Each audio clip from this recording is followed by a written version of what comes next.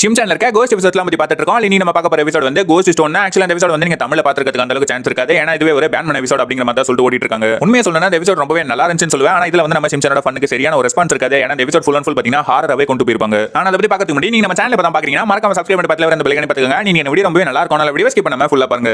Episode வந்து ஆரம்பிக்குது. அது ஒரு சம்மர் ஹாலிடே. எல்லாரும் அவங்க வீட்ல இருக்காங்க. நம்ம பிரின்சிபால் மட்டும் அந்த அடிக்கிற அந்த மொட்டை வெயில கூட கோட் சூட்ட கூட மாத்தாம அவர் மட்டும் ஒரு டயலாக் பேசிட்டே வந்துட்டு இருக்காரு. ஏன்னா எல்லா நேரமும் நீங்க ட்ரிப்புக்கு போகல நீங்க ஏதாவது ஒரு டெரிபிளான விஷயத்தை பத்தி திங்க் பண்ணிருப்பீங்க. அதுவே உங்களை ஒரு பெரிய பிரச்சனையில கொண்டு போய் இருக்கும் அப்படிங்கிற மாதிரி சொல்லி முடிச்சோனே இந்த பக்கம் நம்ம ஷிம்சானை காட்டுறாங்க. நம்ம ஷிம்சானும் வெளியே விளையாட போலாம் அப்படின்னு சொல்லிட்டு போறான். போக்குல வெயில் ரொம்பவே அதிகமா இருக்கேன்னு சொல்லிட்டு கேப் போட்டு போயிட்டு இருக்கான். அப்ப ரோட்டை கிராஸ் பண்ணக்குள்ள ஒரு ஹாரன் சவுண்ட் கேக்குது. என்னன்னு சொல்லி திரும்பி பார்க்கக்குள்ள அவனோட ஸ்கூல் பஸ் வந்து அந்த இடத்துல வந்துட்டு இருக்கு. இவனுக்கு அதை பார்த்தோன்னே ஒண்ணுமே புரியல. ஏன்னா நம்ம இருக்கிறது சம்மர் ஹாலிடேல அப்படி இருக்கக்குள்ள ஸ்கூல் ஏதாவது ஓபன் பண்ணிட்டாங்களா, நான் பஸ் மட்டும் எப்படி வருது அப்படிங்கிற மாதிரி பார்க்கறான். அந்த பஸ் இவனுக்கு நேரா வந்து நிக்குது. இவன் போயிட்டு நம்ம கசாமா சீட்டு கிட்ட பார்க்கறான். அங்க நம்ம கசாமா உட்காந்துக்கிட்டு இவனுக்கு கை கட்டிட்டு இருக்கான். பஸ்ஸோட டோரும் ஓபன் ஆகுது. சோ நம்ம கசாமா எல்லாரும் இருக்காங்க அப்படின்னு சொல்லிட்டு இவனும் பஸ்ல வந்து ஏறான். ஆனா எல்லாருமே ரொம்பவே வித்தியாசமா உட்காந்துருக்காங்க. அதுல நம்ம போச்சனை மட்டும் தான் கலர்ல காட்டியிருப்பாங்க. மத்தவங்க எல்லாருமே ரொம்பவே சோகமா இருக்கிற மாதிரி காட்டியிருப்பாங்க. இவனை நம்ம கசாமாவை கூட்டிக்கிட்டு அவன் பக்கத்துல போயிட்டு உட்கார்றான். பஸ்ஸும் வந்து நம்ம ஷிம்சான் வீட்டை விட்டு போயிட்டு இருக்கேன். நம்ம ஷிம்சானும் கசாமா கிட்ட கசாமா நம்ம இருக்கிறது சம்மர் ஹாலிடே தானே அப்படிங்கிற மாதிரி கேட்கறான். இவனும் ஆமாங்கறான். எனக்கு இன்னைக்கு கிண்டர் கார்டன் இருக்கிறதா ஞாபகமே இல்லையே அப்படிங்கிற மாதிரி சொல்றான். நம்ம கசாமாவும் இன்னைக்கு கிண்டர் கார்டன் கிடையாது அப்படிங்கிற மாதிரி சொல்றான். அப்ப நம்ம எல்லாரும் ட்ரிப்புக்கு போறோமா அப்படின்னு சொல்லிட்டு ரொம்பவே சந்தோஷமா நம்ம நார்மல் கசாமா கிட்ட என்ன பண்ணுவோம் அதே மாதிரி அவன் காதுல போயிட்டு ஊதிக்கிட்டு இருக்கான். ஆனா இவன் வந்து ஒண்ணுமே பண்ணல. ஏன்னா இவன் வந்து நம்ம கசாமாவே கிடையாது. பஸ் வந்து போயிட்டு இருக்கக்குள்ள ஒரு ஸ்பீட் பிரேக் மேல ஏறுது. அதுல நம்ம மசாவை போயிட்டு கண்ணாடியில இடிச்சுக்கிறான். நம்ம ஷிம்சானும் மசாவை நீ நல்லா இருக்கே அப்படின்னு சொல்லிட்டு அவன் போயிட்டு கேட்கறான். இவன் வந்து திரும்ப திரும்ப அதுல போயிட்டு இடிச்சுக்கிட்டே சிரிச்சுக்கிட்டு இருக்கான். நம்ம நேனி வந்து மசாவை நீ மட்டும் பண்ணி பஸ்ல அழுத அப்படின்னு சொல்லிட்டு அவளோட டால் எடுத்து அதை வந்து குத்திக்கிட்டு இருக்கா. நம்ம ஷிம்சானுக்கு ஒண்ணுமே புரியல. ஏன்னா நம்ம மசா வந்து ஒரே சின்ன அடிபட்டாலும் அழுதுட்டு இருப்பான். ஆனா அவன் போயிட்டு கண்ணாடியில இடிச்சுக்கிட்டே மறுபடியும் ரிப்பீட்டடா இடிச்சுக்கிட்டே ஆனா சிரிச்சுக்கிட்டு இருக்கானே அப்படிங்கிற மாதிரி நம்ம நேனி வந்து நம்ம மசா அழுதா அவன்கிட்ட சண்டைக்கு போவா. ஆனா அவன் வந்து அந்த டால் கூட சண்டை போட்டுட்டு இருக்கா அப்படிங்கிற மாதிரி யோசிச்சுக்கிட்டே நம்ம போச்சானை திரும்பி பார்க்கறான். நம்ம போச்சான் மட்டும் அவனோட ரன்னிங் நோஸை வச்சுக்கிட்டு அது கூட விளையாண்டு இருக்கான். இது ரொம்ப அழகா இருக்கு அப்படின்னு சொல்லிட்டு நம்ம ஷிம்சான் வந்து ரொம்பவே சந்தோஷமா நம்ம போ மட்டும் தான் நார்மலா இருக்கான் அப்படின்னு சொல்லிட்டு அவங்ககிட்ட போயிட்டு பேசிட்டு இருக்கான். இந்த பக்கம் அவங்க ஸ்கூல் பஸ் வந்து அவங்க ஸ்கூல்ல தாண்டி போயிட்டு இருக்கேன். நம்ம ஷிம்சானும் நம்ம எங்க போறோம் அப்படின்னு சொல்லிட்டு போச்சான் கிட்ட கேட்கறான். நம்ம போச்சானும் தெரியல. ஆனா நம்ம கிண்டர் கார்டனை தாண்டி போயிட்டு இருக்கோம் அப்படிங்கிற மாதிரி சொல்லி முடிச்சிட்டு நம்ம ஷிம்சான் வந்து அவங்க பிரின்சிபால் கிட்ட கேங் லீடர் நம்ம எங்க போயிட்டு இருக்கோம்னு சொல்லுங்க அப்படிங்கிற மாதிரி கேட்கறான். ஆனா அவர் வந்து வாயை திறக்கல.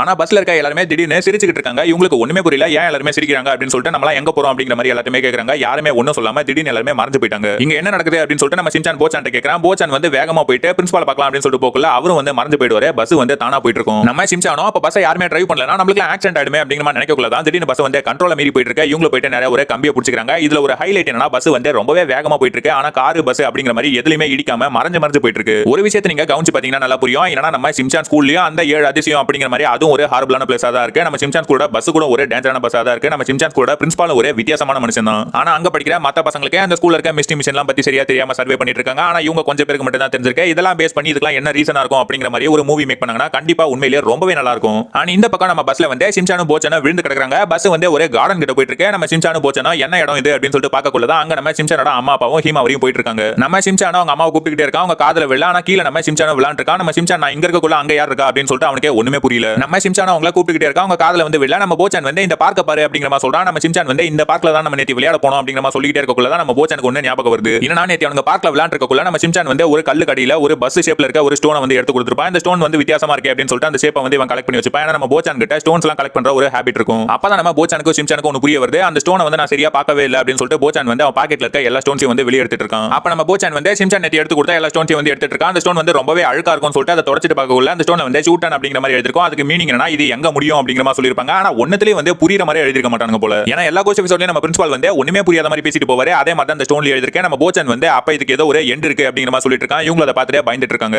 நம்ம போச்சானோ இந்த நேம் நம்ம எப்படியாவது எரேஸ் பண்ணிட்டோம்னா நம்மளுக்கு எந்த ப்ராப்ளமும் கிடையாது அப்படின்னு சொல்லிட்டு அதுக்கு நான் எப்படியாவது வெளியே போய் ஆகணும் அப்படின்னு சொல்லிட்டு விண்டோ போயிட்டு திறக்கிறான். விண்டோ வந்து லாக்ல இருக்கு. நம்ம ஷிம்சானோ அர்ஜென்ட்டா ரெஸ்ட் ரூம் போய் ஆகணும் அப்படின்னு சொல்லிட்டு அங்க நின்னுட்டு இருக்கான். போச்சானோ ஷிம்சான் கிட்ட விண்டோலாம் லாக்ல இருக்கு அப்படிங்கிற மாதிரி சொல்றான். நம்ம ஷிம்சானுக்கு பயங்கரமா காண்டாயிடுச்சு. அந்த ஸ்டோனை வாங்கி வெளிய தூக்கி போடலாம் அப்படின்னு சொல்லிட்டு தூக்கி போறான். அது விண்டோலே பட்டு திரும்ப உள்ளே வந்து விழுது. அப்ப நம்ம போக்கு ஒரு ஐடியா வருது. நம்ம இந்த ஸ்டோனை வெளியே தூக்கி போட முடியலனால பரவாயில்ல. இதுல இருக்க நேம் எப்படியாவது ரிமூவ் பண்ண பாப்போம். அப்பவாதே பஸ் நிக்குதான் சொல்லி பார்க்கலாம்னு சொல்லிட்டு நம்ம ஷிம்சான் கிட்ட அந்த ஸ்டோனை பிடிக்க சொல்லிட்டு அவனோட தனிப்பட்ட திறமையான ரன்னிங் நோஸ் ஃபாஸ்ட் ஃபிளஷ் டேலண்ட்டை பயன்படுத்தி அதுல இருக்க பேரை மட்டும் ரிமூவ் பண்ணிட்டு இருக்கான். அந்த பேரு வந்து எரேஸ் ஆயிடுது. நம்ம போச்சானோ ஷிம்சானோ ரொம்பவே சந்தோஷமா இருக்காங்க. அந்த பஸ்ஸுக்கு வந்து பயங்கரமா காண்டாயிடுச்சு. மூக்கால க்ளீன் பண்ணி இன்சல்ட் பண்றீங்களான்னு சொல்லிட்டு இருங்க உங்களை பயமுறுத்துறானே இன்னும் வேகமா போயிட்டு இருக்கு. அந்த பேரு வந்து அந்த ஸ்டோன்ல திரும்ப வந்துடுது. இவங்க அந்த ஸ்டோனை உடைச்சிட்டா நம்ம ப்ராப்ளம்லாம் முடிஞ்சிடும்னு சொல்லிட்டு நம்ம போச்சான் வந்து இன்னொரு கல் எடுத்து அந்த ஸ்டோனை வந்து உடைக்க பார்க்கறான். அது வந்து உடைக்க முடியல. நம்ம ஷிம்சான் காலாலையும் மெதிக்கிறான். அப்பயே அது வந்து உடையல. அந்த பேரை ரிமூவ் பண்ணலாம் அப்படின்னு சொல்லிட்டு கையால அந்த நேம் அழைக்கிறாங்க. அந்த நேம் அலையவும் மாட்டுது. நம்ம ஷிம்சான் வந்து உன் தனித்திறமையை காமிச்சு நீ அந்த நேம் அழைச்சிட்டு இப்ப என்னோட டேலண்ட் பாரு அப்படின்னு சொல்லிட்டு அவனோட தனித்திறமையை பயன்படுத்தி அந்த ஸ்டோனை உடைக்க போறேன் அப்படின்னு சொல்லிட்டு ஒரு வித்தியாசமான முறையில் அதை உடைச்சிட்டு இருக்கான். நம்ம பஸ்ஸுக்கு பயங்கர காண்டாயிடுச்சு. போனா போதுன்னு பார்த்தா என்ன ரொம்ப கேவலப்படுத்துறீங்க அப்படின்னு சொல்லிட்டு அது திடீர்னு வானத்துல பறக்க ஆரம்பிக்குது. நம்ம ஷிம்சானோ அது எப்படியா உடைச்சாவணும். ஏன்னா பஸ் வந்து வானத்துல பறக்க ஆரம்பிச்சிச்சு அப்படின்னு சொல்லிட்டு ரொம்பவே ட்ரை பண்ணி கஷ்டப்பட்டு இருக்கான். அப்ப போச்சானோ எண்ட் லைன் வந்து வந்துருச்சு அப்படின்னு சொல்லிட்டு பயந்துகிட்டே பார்த்துட்டு இருக்கான். ஏன்னா இவங்க வந்து அந்த சூறாவளியில மாட்டாங்கன்னா அதோட உங்க கதை வந்து முடிஞ்சிடும். நம்ம ஷிம்சான் அதை பார்த்துட்டு ரொம்ப அழகா இருக்கு அப்படிங்கிற மாதிரி பேசிட்டு இருக்கான். போச்சானோ அதை சீக்கிரம் எப்படியாவது உடைச்சிரு அப்படிங்கிற மாதிரி சொல்லிட்டு இருக்கான். நம்ம ஷிம்சானோ எவ்வளவோ ட்ரை பண்றான். பஸ்ஸும் வந்து எண்ட் லைன் கிட்ட போயிடுச்சு. இவங்க அதை பார்த்து பயந்துட்டு இருக்காங்க. பஸ் வந்து ரொட்டேட் ஆகிட்டே போறனால நம்ம சிம்சானால சரியா கான்சென்ட்ரேட் பண்ணி அந்த ஸ்டோனை வந்து உடைக்க முடியல. அண்ட் ஒரு கட்டத்துல பஸ் வந்து தலைகீழ போக்குல அந்த ஸ்டோனோட சிம்சான வந்து கீழே விழுறான். அப்ப வித்தியாசமான முறையில் அந்த ஸ்டோன் வந்து உடைக்கப்படுது. அந்த பஸ் எண்ட்லைன் கிட்ட போனவனே இவன் அந்த ஸ்டோனை உடைச்சவனே அதோட பவர்ஸ்லாம் வந்து சுத்தமா போயிடுது. அன்னைக்கு ஈவினிங் ஆயிடுச்சு. பஸ் வந்து ஒரு பார்க்ல விழுந்து கிடக்குது. இவங்க அவங்களோட நார்மலான யூசுவல் பார்க்ல வந்து விழுந்திருக்காங்க. நம்ம போச்சானும் ரொம்பவே சந்தோஷமா நம்ம நார்மல் பார்க்குக்கே நம்ம வந்துட்டோம் அப்படின்னு சொல்லிட்டு சிம்சான் சொல்லிட்டு இருக்கான். சிம்சான் ஏஞ்சவனே நான் அர்ஜென்ட்டா ரெஸ்ட் ரூம் போகணும் அப்படின்னு சொல்லிட்டு வேகமா ஓடிட்டு இருக்கான். ஆனா இந்த பக்கம் நம்ம சிம்சான் உடைச்சு போட்டு அந்த பஸ் ஷேப்ல இருக்க அந்த ஸ்டோன் வந்து விழுந்து கிடக்கும். நம்ம போச்சான் வந்து அது கிட்ட போயிட்டு அதை கையில எடுத்து வச்சு பார்த்துட்டு இருப்பான். தூரத்துல ஒரு ஹைட்ல வந்து அந்த பஸ் வந்து நின்னுட்டு இருக்கும். நம்ம போச்சான் அதை பார்த்து பயந்துட்டு இருப்பான். ஆனா கொஞ்ச நேரத்துல அந்த பஸ் வந்து ஆட்டோமேட்டிக்கா மறைஞ்சு போயிடும். அதுக்கப்புறம் அந்த இடத்துக்கு நம்ம சிம்சான் வந்துருவான். நம்ம போச்சான் அந்த பஸ் ஷேப்ல இருக்க அந்த ஸ்டோன் வந்து இறந்து போயிடுச்சு அப்படின்னு சொல்லிட்டு அதை வந்து குழி தோண்டி புதைச்சிட்டு இருப்பான். ஆனா இந்த பக்கம் அதே பார்க்ல இருந்து நம்ம சிம்சான் கூட பிரின்சிபால் வந்து வெளியே வந்து பாத்தீங்களா உங்களுக்கு தேவையில்லாத வேலை எல்லாம் பண்ணா இப்படிதான் நடக்கும். நான் என்ன சொல்ல வரேன்னு உங்களுக்கு புரிஞ்சிருக்கும்னு நினைக்கிறேன் அப்படிங்கிற மாதிரி சொல்லிட்டு அந்த எபிசோட அதோட முடிக்கிறாரு. உண்மையை சொல்லணும்னா சத்தியமா எனக்கு ஒண்ணுமே புரியலங்க. ஏன்னா வீடு கட்ட வச்சிருந்த ஸ்டோனை ஆட்டிய போட்டு போயிட்டான். கீழே கிடக்கிற ஒரு பஸ் ஷேப்ல இருக்க ஸ்டோனை வந்து எடுத்து வச்சிருந்தா அது அவனுக்கு ஒரு பிடிச்ச விஷயம். அதை போய் தப்புங்கிறாரு. அண்ட் வயசாயிட்டாலே இப்படிதான் போல.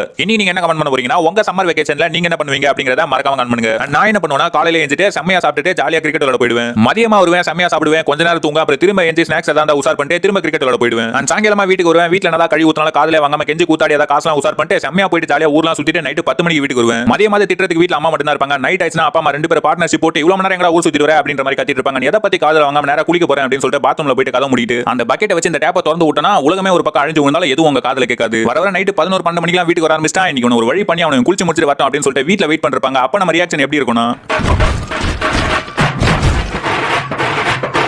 கிட்டத்தட்ட ஏனலமா மாதிரி தான். எது எப்படி பண்ணாலும் இந்த வீடியோ நான் முடிச்சிக்கிறேன். நீங்க தான் சொல்லணும் அப்படின்னு நினைச்சீங்கன்னா மறக்காம கமெண்ட் பண்ணுங்க. இந்த வீடியோ உங்களுக்கு பிடிச்சா லைக் பண்ணுங்க. இந்த வீடியோ இருக்கா பிடிக்கும் அப்படின்னு நினைச்சீங்கன்னா மறக்காம ஷேர் பண்ணுங்க. அப்புறம் இந்த வீடியோ பார்க்குற உங்ககிட்ட நான் சொல்ல வேண்டிய ஒரு விஷயம். தேங்க்ஸ் ஃபார் வாட்சிங்.